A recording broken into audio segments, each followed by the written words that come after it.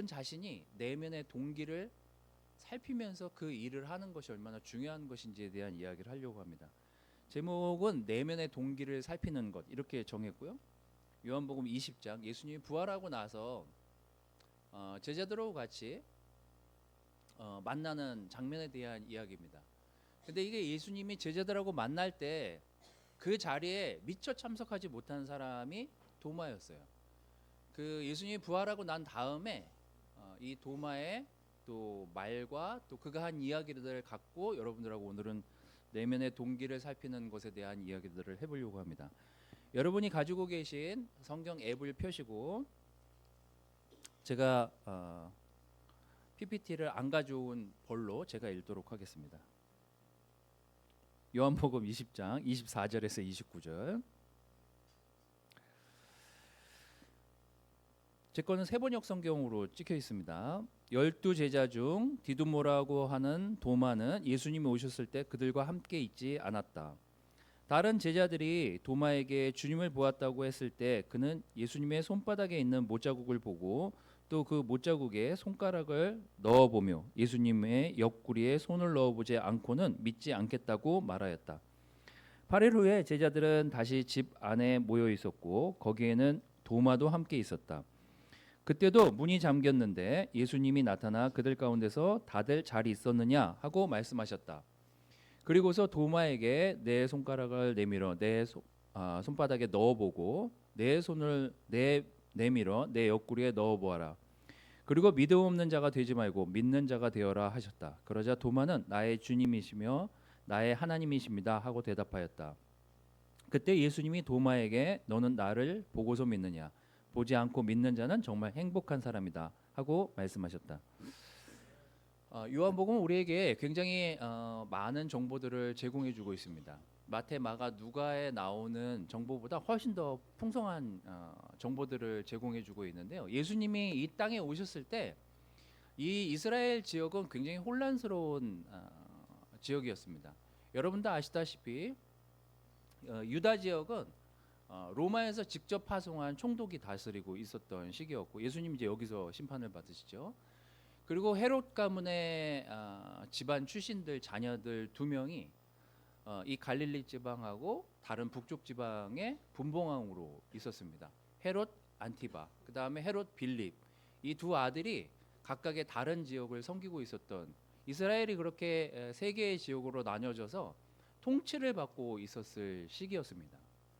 근데 여러분들이 아시다시피 예수님이 제자들을 부르셨을 시기 자체가 갈릴리에서 사역을 하시는 것으로부터 예수님의 그 사역이 나오기 때문에 갈릴리 지역에서 제자들을 부르시죠. 그래서 이 12명의 제자의 출신들을 보면 3분의 2가 갈릴리 출신들이에요. 그래서 21장에 보면 이 누가 갈릴리 지역에서 예수님의 제자가 됐는지가 나옵니다. 그래서 21장 거기 내용을 좀 보시면 제가 이것도 기록으로 이제 가져왔는데 갈릴리 지역 출신 제자들을 불러드리도록 하겠습니다. 21장에 나와요. 베드로, 안드레, 야고보, 베드로랑 안드레랑 형제죠. 야고보랑 요한이랑 형제입니다. 빌립, 나다나엘, 마테, 도마. 예수님이 사역을 시작하셨을 때 전 지역에서 이스라엘 전 지역에서 학력고사를 보고 뽑은 게 아니에요. 시험을 보질 않았어요. 그래서 사역을 시작할 때 가까이 있는 누군가를 불러서 그들을 훈련시키고 사람들에게 나가서 복음을 전파해야 되겠다는 생각으로 부른 게 자기가 이 사역을 시작하면서 주변에 있던 사람들을 불렀는데 그게 다 그 동네 사람들이었던 거예요. 그래서 뭘 공부를 잘하거나 뭘 누가 특출나거나 제가 좀 다른 사람보다 언변이 좋거나 이런 기술로 예수님이 사람들을 뽑은 게 아닙니다. 예수님이 그들을 봤을 때도 평범한 사람들을 봤겠지만 그 평범한 사람들 사이에서도 야, 이분은 뭔가 달라. 이분은 뭔가 다른 사람이 가르치는 것과는 굉장히 달라. 이런 거에 매료돼서 예수님을 쫓아왔던 사람들이 다 어부이자 뭐 이런 사람들이 주변 있는 일반의 평범한 사람들이 예수님을 따라가기 시작하면서 제자 훈련을 받게 됩니다. 자, 그러다 보니 이 갈릴리 지역 출신들이 많잖아요. 3분의 2 이상이. 그래서 이 제자들 사이에서도 너무 동네에서 많이 알고 친근하다 보니 오랫동안 또 같이 본 사람들이기도 하니 제가 봤을 때는 허물없이 자기네가 원하고 자기네가 말하고 싶었던 것들을 예수님한테 굉장히 많이 말을 할 수 있었던 환경이었던 것 같아요. 그래서 여러분들이 성경을 쭉 보시면 예수님이 뭘 말을 하면은 토다는 애들이 다 이 갈릴리 지방 출신들입니다. 이건 왜 그래요? 저건 왜 그래요? 예수님 이렇게 하면 안 돼요? 저렇게 하면 안 돼요? 이러고 끊임없이 자기네들이 얘기를 하는 것이 이 갈릴리 지역 출신들의 아주 좋다면 좋고 못됐다면 못된 습성 중에 하나였습니다. 근데 이들이 자기가 원하는 예수님의 상이 있었어요. 우리가 베드로에 대한 이야기들을 지난 1월 달에 제가 몇 번 말씀드리기도 하고 사랑에 대한 이야기들을 여러분들에게 말씀드리긴 했지만 이 갈릴리 지역 출신들은 이 당시에 굉장히 홀대받던 출신들입니다.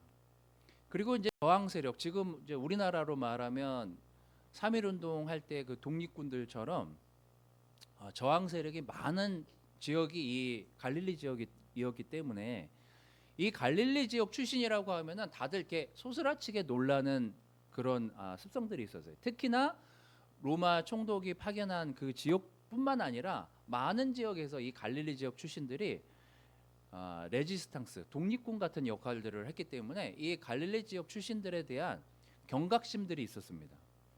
그러다 보니 베드로가 예수님이 잡혀가신 날 사람들이 또 갈릴리 지역 출신 아니야 라고 했을 때 베드로가 화들짝 놀라면서 아니라고 했던 이유 중에 하나는 자기가 이 독립군으로서 잡히면 예수님처럼 될까 봐에 대한 두려움이 상당히 컸었던 게 사실이에요. 많은 학자들이 그렇게 기록을 하고 있습니다. 그렇기 때문에 베드로에게 지금 이 순간 예수님과 함께 잡힌다는 건 나도 똑같이 예수님하고 똑같은 그 강도의 입장에서, 강도가 레지스탕스거든요. 강도라고 표현된 표현이 나도 똑같이 예수님처럼 죽을 수 있겠구나. 이게 엄청난 두려움을 베드로를 이렇게 압박했을지도 모르겠습니다. 그래서 거기서 부인을 하게 되고 예수님과 멀어지게 되죠. 마찬가지로 도마도, 오늘 여러분들이 읽은 도마도 우리가 읽은 그 성경 구절 내용을 곰곰이 들여다보면 이 도마의 태도 또한 우리가 느낄 수 있는 내용들이 있습니다. 오늘 그 이야기를 하려고 합니다. 먼저 여러분 내면의 동기에 어느 날 어느 순간 난 정말 하나님을 제대로 믿는 건가 아닌가? 내가 예수님을 믿는 게 맞는 건가 아닌가? 라는 그런 혼란이 왔을 때 그 혼란이 어디로부터 비롯됐는지 여러분 내면의 동기를 잘 살펴보시는 시간이 되시기를 바라겠습니다. 이제 도마에게 갈등의 순간이 왔습니다. 도마는 보진 못했어요. 예수님이 부활해서 바로 나타난 걸 보지 못하셨습니다.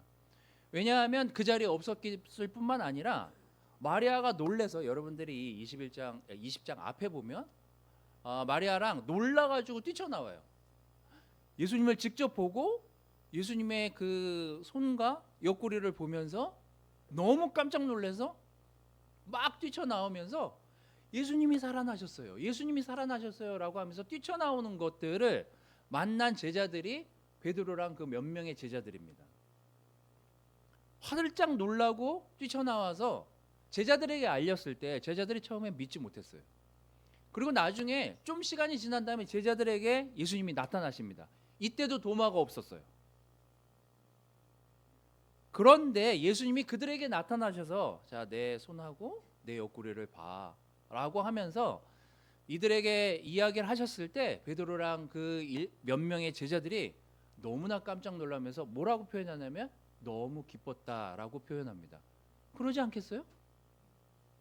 우리랑 같이 어느 날 너무나 동고동락하던 나를 가르쳤던 스승이 죽었다 살아나셔서 갑자기 내 앞에 나타나셔서 봐봐, 내가 살아난다고 했잖아.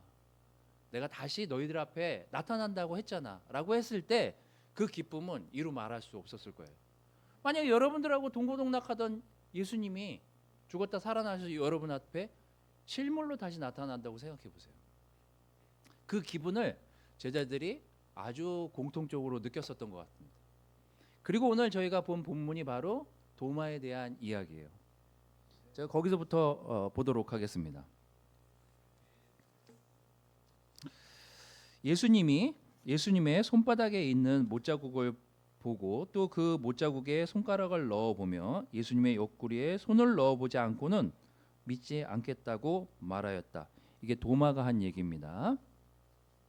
자, 여기 영어 성경으로 이렇게 쭉 보시면은요, 영어 성경은 안 보여주셔도 됩니다.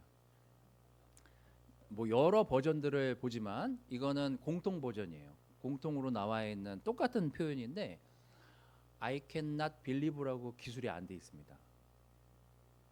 나는 베드로나 다른 형제들처럼 난 정말 믿을 수가 없어. 어떻게 이렇게 되신 거야? 어떻게 이렇게 살아나신 거야? 이 표현이 아니에요.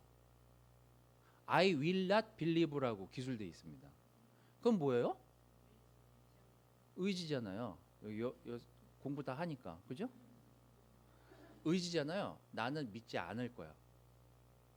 난 믿지 않겠어. 이 결정이에요.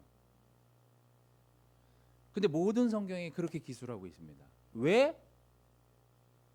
정말 놀라워서 믿지 못하는 게 아니라 왜 안 믿기로 결정을 했을까요? 도마가. 이제 여러분들한테 하고 싶은 얘기는 그거예요. 왜 나는 안 믿기로 결정을 했을까? 왜 그랬을까요? 베드로나 이 갈릴리 지역 출신들은 너무나 똑같은 생각을 가지고 있었거든요. 자기가 같은 지역에서 예수님을 따르고 초창기부터 예수님을 믿었고 예수님한테 훈련받은 멤버들 중에 가장 일찍이 부름받은 사람들이 이 갈릴리 지역 출신들이었기 때문에 예수님과의 관계가 남달랐어요. 그렇기 때문에 예수님이 하시는 일거수일투족을 다 봤기 때문에요, 이들은 확실히 무언가를 믿고 있었어요. 뭘 믿었을까요? 정말 바뀌겠구나. 이 사람이라면 진짜 세상을 바꿀 수 있겠구나.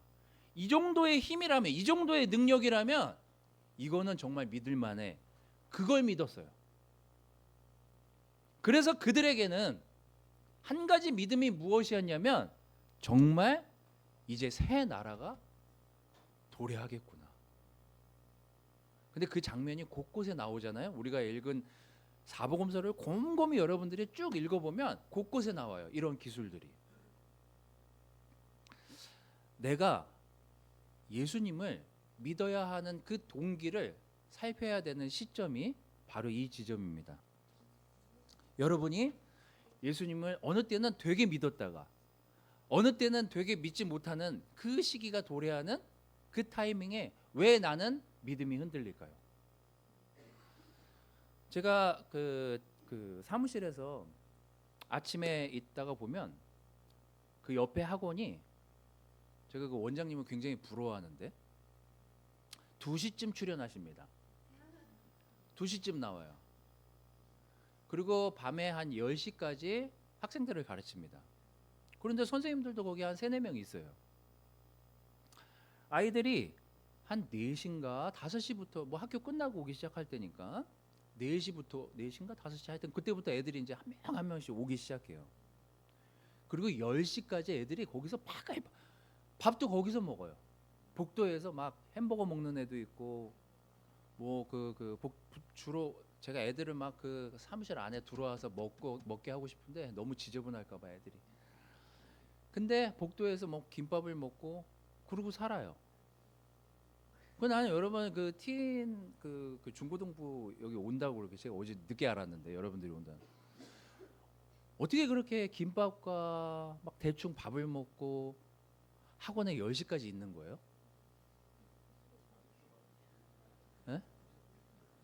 도대체 왜 그렇게 열심히 공부를 하십니까? 왜 그렇게 열심히 학원에 있나요? 근데 여러분 스스로도 그렇게 느끼지 않나요? 내가 지금 뭐 하고 있는 거지?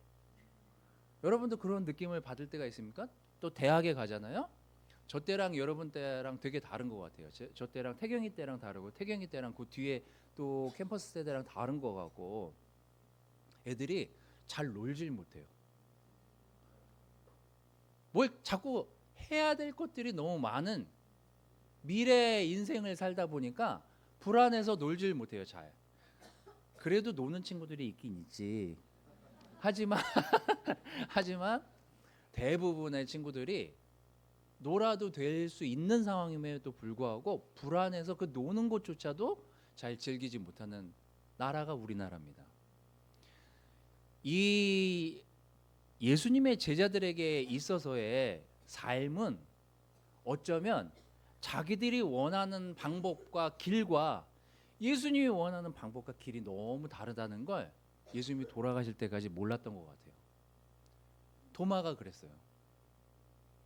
믿지 않겠다라고 결정을 한 이유 중에 하나는 나는 이제 예수님을 믿을 필요가 없어. 왜?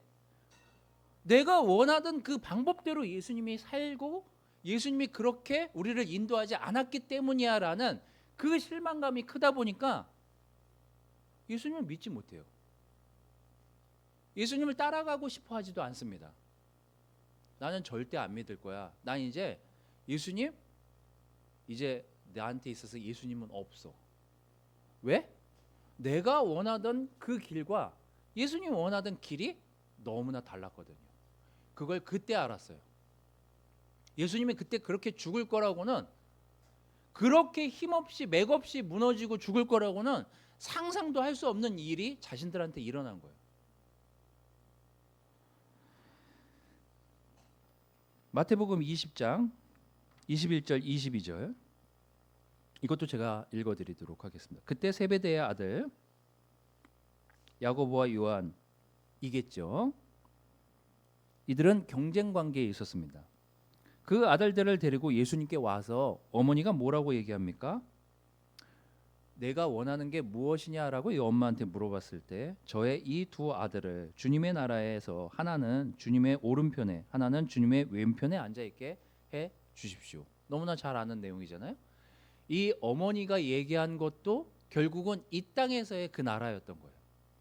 이 땅에서 예수님이 정말 왕으로서 통치를 하게 되면 그래도 갈릴리 지역에서 이렇게 3분의 2가 제자가 됐지만 당신의 제자로 사는 이 7명 중에서만이라도 내 자식들은 좌의정 영의정에 앉혀있게 해주십시오. 총리 경제부총리 정도는 앉게 해주십시오라는 게 이 어머님의 부탁이었습니다. 어쩌면 우리가 공부하는 이유, 우리가 세상을 좀 멋지게 살아내려고 하는 이유는 어쩌면 이 땅, 이 세상에서 잘 먹고 잘 살기 위한 것이 목표인지도 모르겠습니다. 바로 예수님의 제자들인 이 도마도 베드로와 별반 다를 바 없는 그런 판단과 생각을 했었던 것 같아요. 그러다 보니 실망이 보통 큰 게 아니었습니다. 여러분, 예수님을 믿는다고 해서 뭐가 크게 그렇게 변화가 있던가요? 여러분 삶에? 처음엔 너무 기쁘죠. 제자가 되면 너무 기쁩니다. 왜냐하면 내가 새로운 삶을 살 수 있고 새로운 관계를 만들어서 새로운 세상에서 정말 예수님과 함께 정말 굳건히 살 수 있을 거라는 생각으로 그 세례를 받고 시작하기 때문에 그땐 너무 기뻐요. 근데 시간이 지나고 나면 별반 달라지지 않는 우리의 인생에 지쳐가기 시작합니다. 그게 도마였어요. 그게 또한 우리 아닙니까? 왜 우리는 자꾸 같은 죄에 무너지나요? 우리는 또 같은 유혹에 왜 빠져드나요?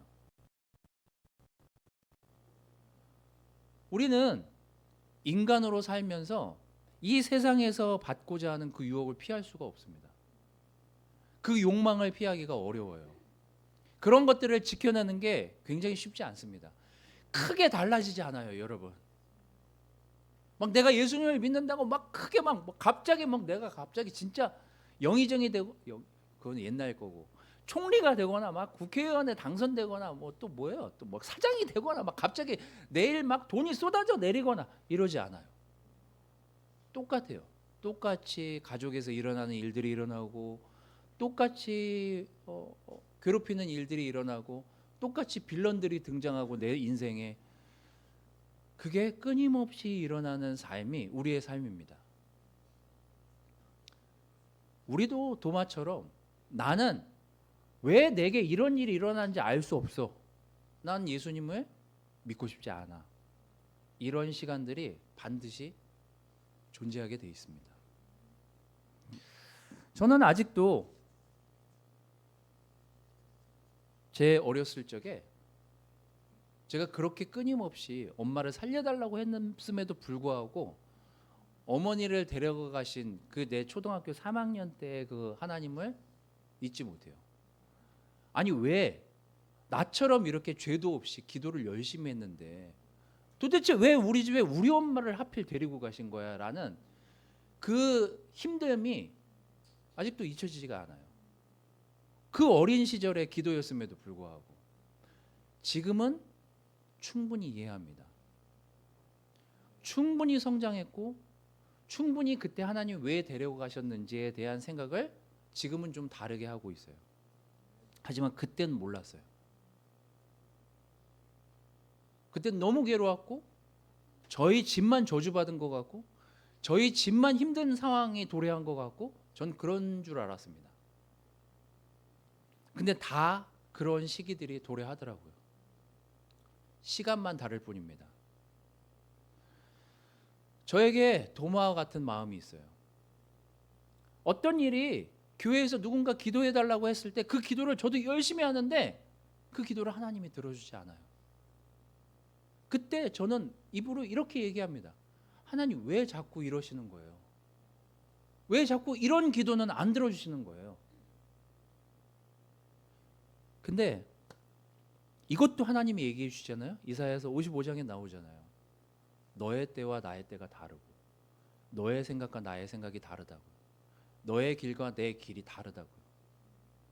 우리는 시간을 두고 하나님이 나에게 무엇을 허락하시고 어떻게 우리의 삶을 인도하길 원하시는지 우리는 긴 시간을 놓고 봐야 하나님의 뜻을 이해할 수 있는 세상에 우리가 살고 있습니다. 지금 우리는 완성된 성경을 보고 있기 때문에 얘가 왜 이랬을까? 이분이 왜 이랬을까? 이 상황에 왜 이렇게 판단했을까? 그런지 모르겠지만 지금 우리는 한 치 앞을 내다볼 수 없는 그런 환경에 우리가 살고 있기 때문에 우리 또한 이 도마랑 별반 다를 바 없이 반응할 수밖에 없습니다. 그래서 여러분의 신앙에 어떤 갈등이 도래했을 때 여러분 내면을 잘 살펴보십시오. 내가 지금 예수님 때문에 흔들리고 있는 그 이유는 무엇일까? 내가 이 믿음이 흔들리고 있는 이유는 과연 무엇일까? 내가 내 기준과 하나님의 기준을 혼돈하고 있는 것이 아닐까? 그런 생각들을 여러분 잘 해보십시오. 자, 두 번째는 내가 행복해야 하는 이유가 뭔지 한번 생각해 보십시오. 여러분 스스로한테 물어보라는 얘기예요. 난 뭘 하면 행복해? 난 이렇게 하면 행복해. 난 이거 할 때 행복해. 잘 생각해 보세요. 도마에게 예수님이 마지막으로 이렇게 얘기하십니다. 너는 나를 보고서 믿느냐? 보지 않고 믿는 자는 정말 행복한 사람이다. 하고 말씀하십니다. 예수님이 여기 말씀하신 행복이란 단어를 헬라어로 찾아보면 이 표현하신 바는 나는 하나님에게서 왔을 하나님과의 관계를 맺었을 때 행복해 그 표현이에요. 관계가 하나님과의 관계에서의 행복을 얘기하는 거예요. 자, 예수님이 이렇게 얘기하십니다. 도마에게 보고 믿고 안 믿고가 중요한 게 아니라 네가 하나님 관계에서 행복감을 느껴? 그게 진짜 행복인 거야. 이걸 얘기하신 거예요. 자, 이거를 베드로 전서에서 베드로가 표현한 내용이 있어서 이걸 풀어서 설명하면 베드로가 이렇게 설명을 합니다. 베드로서 1장 8절 9절 말씀을 읽어드리도록 하겠습니다. 여러분은 예수 그리스도를 본 일이 없으나 사랑하고 있으며 지금도 보지 못하지만 그분을 믿고 말로 다 표현할 수 없는 영광스러운 기쁨으로 즐거워하고 있습니다. 그것은 여러분의 영혼이 믿음으로 구원을 받기 때문입니다. 이 당시 예수님을 믿었던 사람들은요, 베드로랑 그 제자들을 제외하고는 예수님을 실제로 본 사람들이 아니에요. 거의 대부분 이 제자들이 한 말씀을 듣고 믿은 사람들이 대부분입니다. 이 요한이 이 기록을 했을 때, 이 기록을 만들어 썼을 때의 시기는 이 이스라엘 백성들이 가장 고통받는 네로 황제 다음으로 고통받던 시기예요. 이 당시에 이 크리스천들이 붙잡히고 나서 처음에 당하는 일이 뭐였냐면, 기록에 의하면 너가 크리스천 맞아? 라고 물으면 크리스천이 맞는지 안 맞는지 고백을 먼저 들어요. 이따 기록에 나와 있는, 역사 기록에 나와 있는. 그래서 고백을 받아요. 그럼 그걸 사람들 앞에 이야기했었어야만 합니다. 네가 말해. 저는 예수님을 믿는 사람이에요. 라고 하면 그 다음 절차가 뭔지 아세요? 죽는 방법을 선택하는 거예요. 화형을 방법이 여러 가지인데, 화형을 당하거나 아니면 꼬챙이에 찍혀 죽던가, 그리고 거꾸로 매달리던가 십자가에 달리던가, 아니면 기록에 의하면 들소에 던져져 가지고 그 뿔에 치여서 죽임을 당하는 거예요. 근데 이 죽음도 본인이 선택할 수가 없어요. 제비를 뽑는 경우도 있었고, 이 제비를 뽑아서 뭐 화형 당하면 그나마 낫겠죠. 근데 대부분 그렇게 처형을 당했고, 매장지조차 나눠주지 않아서 매장할 곳도 없었대요. 근데 여러분 생각해 보세요. 여러분이 만약에 그 당시에 이렇게 예수님을 믿으면서 난 예수님 믿어 라고 고백을 하고 지금처럼, 근데 뻔하잖아요. 내가 이걸 고백하는 순간 어떻게 죽을 거라는 것이 예상이 되잖아요. 여러분 그거를 감당해 내실 수 있겠어요? 전 못할 것 같아요. 넌 목사잖아. 난 못할 것 같아요. 아무리 저한테 그걸 줘도. 자기 목숨이 뭐 2개, 3개면은 한 번쯤 내가 그렇게 죽을 수 있지, 예수님처럼. 그런 생각으로 할 수 있겠지만, 남들이 그렇게 죽은 걸 봤는데 그걸로 여러분이 행복해 할 수 있겠어요? 근데 제가 지난주에도 뭐 말씀드렸지만, 요한이 이거 제자들이 다 어떻게 죽는지 보고 기록했다고 그랬잖아요. 이 도마는 인도에서 죽습니다. 도마 행전도 있는데 도마가 기록한 기록들이 있어요. 외경이지만 인도에서 죽어요. 그래서 지금도 인도 남쪽 지역에 가면은 딱 그 기독교만 믿는, 거기에 이슬람이에요? 무슬림이에요? 뭐예요? 거기가? 힌두. 근데 그 지역만 기독교 지역이라는 거예요. 그리고 아직도 성경을 읽고. 잘 보세요, 여러분. 도마도 설에 의하면 거기에서 복음을 증거하다가 군인들에 의해서 창에 찔려서 죽었다라고 기록되어 있다고 나옵니다.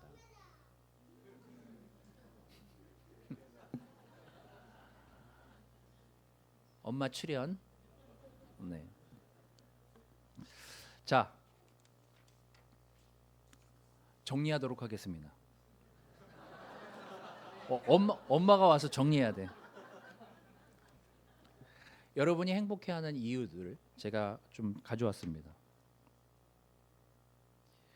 어떤 힘, 어떤 성공, 어떤 부, 누군가로부터 받는 인정, 자기가 높임받을 때 그 기쁨, 경쟁에서 이긴 그 기쁨, 우월감, 이것이 세상에서 주는 행복이라고 착각하는 경우들이 굉장히 많습니다. 이 행복을 경험해 보신 분들은 아시겠지만, 우리 중엔 많지 않겠지만, 이게 굉장히 불안한 행복입니다. 오래 가질 못해요. 누군가한테 인정을 받았을 때 기쁘거든요. 하지만 오래 가지 못합니다. 누군가보다 우월하게 공부를 좀 더 잘해서 1등을 하잖아요. 1등 안 해봤죠? 내가 너무 무시했나? 1등 한 분들 여기 많겠지만 오래 가지 못합니다. 계속 불안해요. 세상에서 돈을 어느 정도 벌잖아요. 불안해요. 여기 돈이 많으신 분들 제가 알려드릴 테니까 나중에 저한테 물어보세요. 가서 그분들을 만나게 해줄 테니까.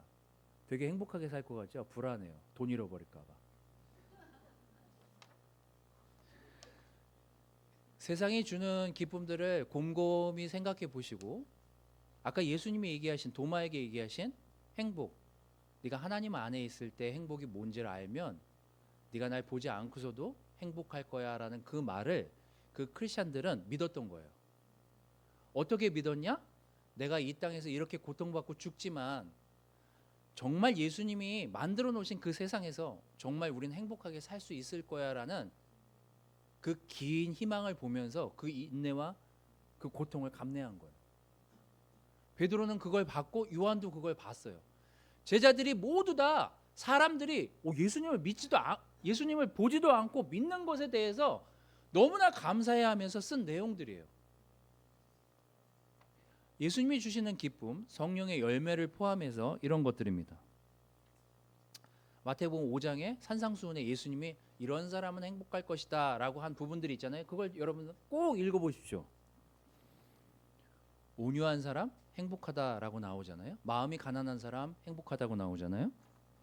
의로운 것을 가까이 하려고 하는 사람 행복하다고 나옵니다. 하나님을 높이는 사람 행복하다고 나와요. 화평한 사람, 남을 섬길 줄 아는 사람 행복하다고 나옵니다. 이거는 해봐야 그 행복이 무엇인지 알 수 있어요. 그래서 여러분 영원히 행복할 수 있는 것을 마음에 두십시오. 영원히 행복한 게 무엇일까에 대한 생각을 하면서 이 크리스찬 삶을 사십시오. 이 제자의 삶은 세상이 주는 행복을 가지고 살려고 이 땅에 여러분들 제자 삶이 주어진 게 아닙니다. 여러분들이 추구하려고 하는 그 행복을 다시금 생각해 보시는 시간이 되시기를 바라요. 저는 오늘 이 도마의 삶을 통해서 내면의 동기를 살펴보라는 이야기들을 여러분들한테 해드리고 싶었습니다. 제가 지금 왜 기쁜가? 무엇 때문에 행복한가? 내가 왜 이 일을 하고 싶은 걸까? 여러분의 동기를 잘 살펴보십시오. 거기에는 여러분들을 기쁘게 하기 위해서인지 아니면 예수님과 함께해서 기쁜 것인지를 잘 분리하고 구분할 수 있는 지혜가 여러분들한테 생길 것입니다. 저는 도마와 베드로나 이 갈릴리 지역 출신들과 우리랑 별반 다를 바 없다는 생각은 들지만 그럼에도 불구하고 예수님이 우리에게 하시려고 했던 너가 기뻐지려고 하는 그 이유가 뭔지, 너가 그 일을 하려고 하는 그 이유가 뭔지 우리가 우리의 동기를 잘 살펴본다면 우리가 오늘 진짜 행복하고 진짜 이 일을 해야 되는 이유를 찾을 수 있을 거예요. 그래서 여러분 그룹과 이 1년의 시간들 2026년 2월이 시작됐는데 다시금 우리가 왜 그 일을 우리 그룹에서 하려고 하는지, 왜 그 일들을 우리가 이루어내려고 하는지, 왜 내가 그 기도를 하고 있는지 여러분의 동기를 잘 살피시면서 이 한 해를 시작하고 마감하신다면 예수님과 함께 야 이게 진짜 기쁨이었구나라는 것들을 느끼면서 올 연말을 맞이할 거라는 생각이 듭니다. 말씀을 마치도록 하겠습니다.